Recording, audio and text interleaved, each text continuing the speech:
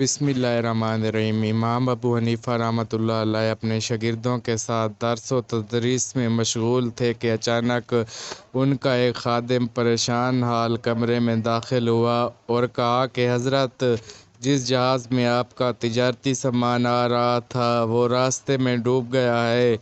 امام صاحب مسکرائے، پورے اطمینان کے ساتھ فرمایا الحمدللہ، اور دوبارہ درس و تدریس میں لگ گئے۔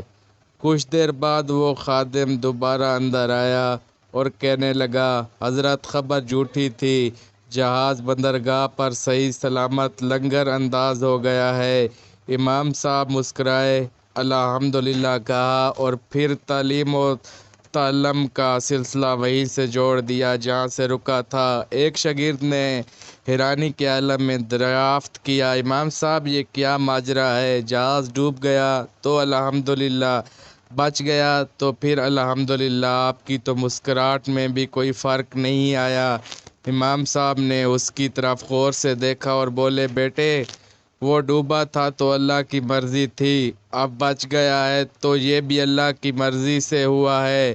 ہمیں تو ہر حال میں اس کا شکر گزار رہنا چاہیے۔ اللہ تبارک و تعالی شکر کرنے والوں کو اور نوازتا ہے۔ اللہ سے دعا ہے کہ اللہ ہمیں بھی شکر کرنے کی توفیق عطا فرمائے۔